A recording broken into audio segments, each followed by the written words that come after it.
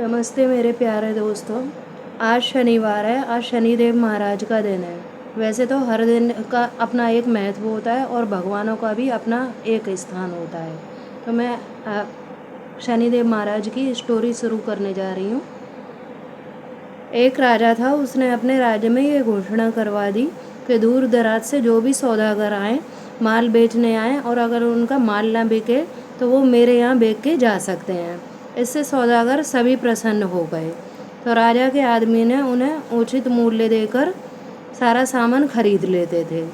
एक दिन की बात है कि एक लोहार लोहे की शनिदेव की मूर्ति बनवा कर लाया, पर शनि की मूर्ति का कोई खरीदार नहीं आया था। संध्या के समय राजा के कर्मचारी आए और मूर्ति खरीदकर राजा के पास ले गए। राजा ने उसे आदर से बैठाया। शनिदेव के घर आ जाने से राजा के सभी देवी देवता नाराज हो गए। रात के अंधेरे में राजा ने एक तेजस्वी स्त्री को घर से बाहर जाते हुए देखा।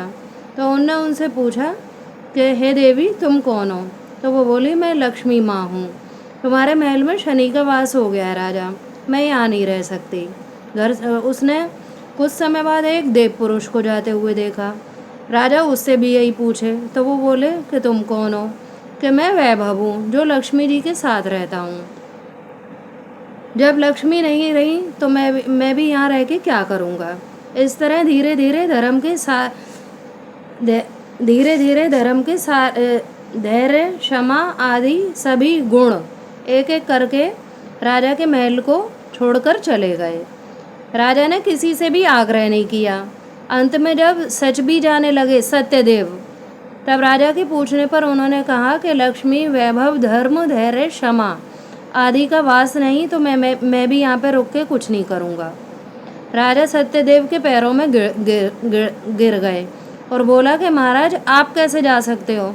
आपके बल पर तो मैंने लक्ष्मी, वैभव, धैर्य, धर्म, क्षमा आदि सभी गुणों का तिरस्कार कर दिया। आपको नहीं जाने दूंगा। राजा का इतना आग्रह देखकर सत्यदेव वहीं रुक गए। महल के बाहर सभी सच की राह देख रहे थे। उनको ना आता देखकर सभी धर्म बोले, मैं सत्य के बिना नहीं रह सकता, मैं वापस जाता हूँ। धर्म के पीछे पीछे धैर्य, क्षमा, वैभव एवं लक्ष्मी सभी लौटकर आ गए और राजा से कहने लगे, तुम्हारे जैसे सत्यवादी राजा हरिश्चंद्र को कहते हैं दुखी नहीं रह सकते, तो जिस कारण हमें लौटना पड़ा। तुम जैसा राजा दुखी नहीं रह सकता। सत्य प्रेम के कारण लक्ष्मी और शनिदेव महाराज एक साथ रहने लगे। इस कहानी से हमें ये शिक्षा मिलती है कि हमें सच के पीछे कुछ भी नहीं छोड़ना चाहिए।